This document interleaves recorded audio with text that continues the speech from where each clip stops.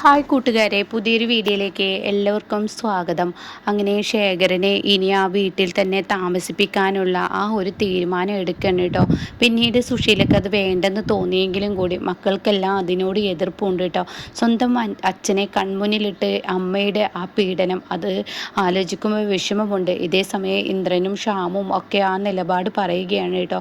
അത് വേണ്ടായിരുന്നു, അച്ഛൻ എന്ന വാക്ക് അത് ഞങ്ങൾ ഇന്നേ വരെ ഓർത്തിട്ട് പോലുമില്ല. എന്നാൽ ഇപ്പോൾ വന്നപ്പോൾ ആ മനുഷ്യനെ കൺമുന്നിലിട്ട് ഇങ്ങനെ കൊല്ലാക്കൊല്ല ചെയ്യുന്നത് കാണുമ്പോൾ കണ്ടു നിൽക്കാൻ ഞങ്ങൾക്കൊന്നും കഴിയുന്നില്ല എന്ന നിലപാട് തന്നെയാണ് കേട്ടോ ഇന്ദ്രനോട് മറ്റുള്ളവരും പറയുന്നത്.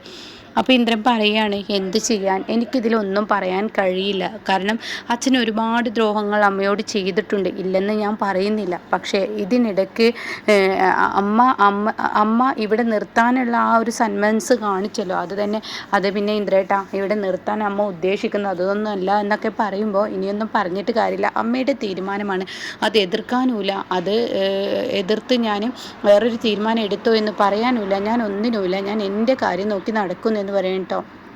ഈ സമയം സുശീല ഈ പറയുന്ന ശേഖരനോട് പിന്നീട് ശേഖരനെ അവിടെ നിർത്തണ്ടായിരുന്നു, പറഞ്ഞയക്കായിരുന്നു എന്നൊക്കെ തോന്നി തുടങ്ങുമെങ്കിലും ഹർഷ പറയണേ, ആൻറ്റി നിങ്ങൾ പറഞ്ഞു വിട്ടാൽ ഈ പറയുന്ന അനുപമ ആരും കാണാതെ അയാളെ ഇങ്ങനെ ഓരോന്ന് ചെയ്തു കൊടുക്കും, അനന്തം മാഷും ദാസും ഒക്കെ ചെയ്തു കൊടുക്കും. പിന്നീട് ഇന്ദ്രൻ്റെ മനസ്സിളക്കും, അവൾ അതിനുള്ള കഴിവുണ്ട്. അതുകൊണ്ട് തന്നെ ഇന്ദ്രൻ്റെ മനസ്സിളക്കി കഴിഞ്ഞാൽ തീർച്ചയായും ഇന്ദ്രൻ പിന്നെ അയാളെ സംരക്ഷിക്കും.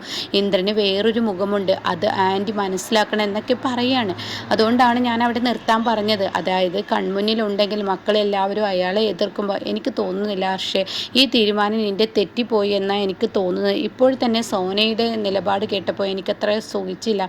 സോന കൺമുന്നിലിട്ട് ആ മനുഷ്യനെ ഉപദ്രവിക്കേണ്ട, അതുപോലെ തന്നെ ഭക്ഷണം തട്ടിത്തെറിപ്പിക്കരുതായിരുന്നു. അങ്ങനെ എന്ത് തീരുമാനം അവൾക്ക് ഇഷ്ടപ്പെടുന്നത്, ഞാൻ ചെയ്യുന്നതെല്ലാം അവൾക്ക് തെറ്റുകുറ്റങ്ങളായി മാറുകയാണ്, ഇതുപോലെ സത്യനും മാറുകയാണ് എന്ന് പറയുന്നുണ്ട് കേട്ടോ. അങ്ങനെ ശേഖരനോട് സുശീല ഓരോ ദിവസവും ഓരോ തരത്തിലുള്ള പ്രതികാരം ചെയ്യാണ്. അനുപമയോട് ചെയ്യുന്നത് പോലെ ശേഖരനോട് ഓരോ തരത്തിലുള്ള പ്രതികാരം ചെയ്യുമ്പോൾ ഇത് കണ്ടു നിൽക്കാൻ അനുപമയ്ക്ക് കഴിയില്ല കേട്ടോ. പൊളിച്ചും ഭാത്താണെങ്കിലും അനുപമ വേണ്ട സഹായങ്ങൾ അനുപമയും ചെയ്തു കൊടുക്കുകയാണ്. അങ്ങനെ അനുപമയും ചെയ്തു കൊടുക്കുന്നത് കാണുമ്പോൾ ഇത് സുശീലക്ക് അങ്ങ് ദഹിക്കില്ല. അങ്ങനെ സുശീല എല്ലാവർക്കും മുന്നിൽ പൊട്ടിത്തെറിക്കുകയാണ്. അതെ, ഞാൻ എൻ്റെ ഭർത്താവിനോട് ഞാൻ ഓരോന്ന് ചെയ്യുമ്പോൾ ഇവൾ എന്തിനാ ഒളിച്ചും ഭാത്തും അയാൾക്ക് ഓരോ കാര്യങ്ങൾ ചെയ്തു കൊടുക്കുന്നത്, ഇവൾക്ക് അതിനെന്താ ആവശ്യം, ഇവൾക്ക് എന്നെ ഏത് കാലത്തും എന്നെ മറ്റുള്ളവരിൽ നിന്ന് ശത്രുവാക്കി എടുക്കുക, ഞാൻ ചെയ്യുന്നതെല്ലാം ഇവൾക്ക് തെറ്റുകുറ്റങ്ങൾ മാത്രം, അത് എന്നെ മറ്റുള്ളവർക്ക് മുന്നിൽ ഇവൾക്ക് എന്താ ഇങ്ങനെയൊക്കെ ചെയ്തിട്ട് കിട്ടുന്നതെന്ന് പറഞ്ഞിട്ട് അനുപമയുടെ നേർക്കൊരു ബഹളം ഉണ്ടാക്കുകയാണ് സുശീല. അപ്പോൾ സുശീല ഈ ബഹളം ഉണ്ടാക്കുമ്പോൾ ഉടൻ തന്നെ ഷ്യാമു പറയാണ്, ഒരു മനുഷ്യജന്മമല്ലേ, പ്രായമായില്ലേ, തെറ്റ് ആർക്കും സംഭവിക്കാം. പക്ഷെ ആ തെറ്റ് തിരുത്തി മനുഷ്യൻ നേരായി വരുമ്പോൾ അവരെ ആ സമയം ആശ്വസിപ്പിക്കേണ്ടത് നമ്മുടെയൊക്കെ ഉത്തരവാദിത്തമല്ലേ. ഒന്നല്ലെങ്കിൽ നിങ്ങൾക്കെല്ലാവർക്കും ജന്മം തന്ന അച്ഛനല്ലേ, അതുകൊണ്ട് ഇത്രയൊന്നും ആ മനുഷ്യനോട് ചെയ്യേണ്ട, കുറേയൊക്കെ ചെയ്തല്ലോ, ഇനിയെങ്കിലും ഒന്ന് ക്രൂരത ചെയ്യുന്നത് നിർത്തിക്കൂടെ. അത് കേട്ട ഉടനെ തന്നെ സുശീലക്ക് അങ്ങ് കലി കയറുകയാണ്. സുശീല പറയാണ്, ഇതന്നെ ഞാൻ പറയുന്നത്, ഇവിടുത്തെ മരുമക്കൾക്ക് എന്നെ ഈ വീട്ടിൽ നിന്ന് എങ്ങനെയെങ്കിലും പുകച്ച് പുറത്ത് ചാടിക്കണം, അതാണ് ലക്ഷ്യം. പക്ഷെ അമ്മ പറയണത് അങ്ങനെ ഒരു ലക്ഷ്യത്തിലല്ല ഞങ്ങൾ പറഞ്ഞത്, ഒരു മനുഷ്യജന്മമല്ലേ, ആരാണെങ്കിലും എന്താണെങ്കിലും ക്രൂരത കാട്ടുന്നത് കാണുമ്പോൾ ആരാണെങ്കിലും പറഞ്ഞു പോവും, ഒരു വഴിപോക്കനാണെങ്കിലും അത് മനസ്സിൽ തോന്നിപ്പോവും, അത്രയേ ഉള്ളൂ എനിക്ക് തോന്നിയത്. എത്രയായാലും സോനയുടെ അച്ഛനല്ലേ, അയാൾക്ക് തെറ്റ് പറ്റിയിട്ടുണ്ട്, അത് അയാൾ അംഗീകരിക്കുന്നുണ്ട് എന്നിങ്ങനെ പറയുകയാണ് കേട്ടോ. അങ്ങനെ ഈ സമയം ശേഖരനെ ചൊല്ലി ചെറിയൊരു വഴക്ക് മരുമക്കൾക്കിടയിൽ വരികയാണ്. പിന്നീട് അങ്ങനെ മുന്നോട്ട് തുടർന്ന് പോകുമ്പോൾ സുശീലക്കെതിരെ മക്കളും വിരൽ ചൂണ്ടിത്തുടങ്ങുകയാണ് കേട്ടോ. അതിൽ ഇന്ദ്രനായിരിക്കും ലാസ്റ്റ്.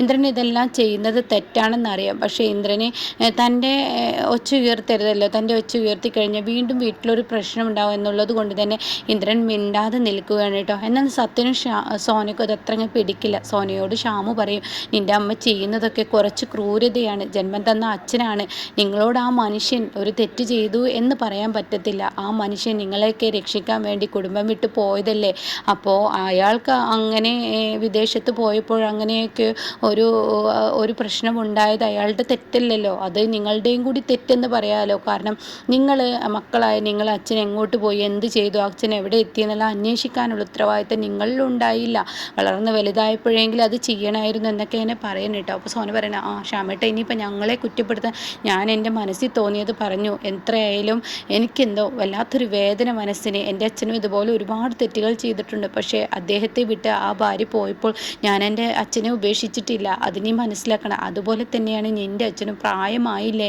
ഇന്ദ്രേട്ടൻ പറഞ്ഞതുപോലെ തന്നെ സിംഹത്തിൻ്റെ പല്ലും നഖമൊക്കെ കൊഴിഞ്ഞു കഴിഞ്ഞാൽ സിംഹം ഒരു സിംഹമല്ല എന്നുള്ളത് മനസ്സിലാക്കണം എന്ന് പറഞ്ഞതുപോലെ തന്നെ ഇതൊക്കെ എന്നൊക്കെ പറയുമ്പോൾ ഉടൻ തന്നെ നിൻ്റെ അമ്മക്ക് അങ്ങനെയല്ലല്ലോ. നിൻ്റെ അമ്മ ഏത് കാലത്തും മറ്റുള്ളവരോട് തെറ്റുകുറ്റങ്ങൾ ചെയ്തും കൊണ്ടാണ്. അങ്ങനെ എന്തെങ്കിലും നിൻ്റെ അമ്മ ആ മനുഷ്യനോട് ചെയ്തിട്ടുണ്ടാവും. ആ മനുഷ്യനൊരു പാവമാണ്. എൻ്റെ നോട്ടത്തിൽ ആ മനുഷ്യൻ മദ്യപാനിയായതും മദ്യപാനി ആവാനുള്ള കാരണമൊക്കെ ഉണ്ടായത് അതിന് എന്തെങ്കിലും ഒരു ചരിത്രം പിറകിൽ ഉണ്ടാവും എന്ന് ശ്യാമു പറയണം.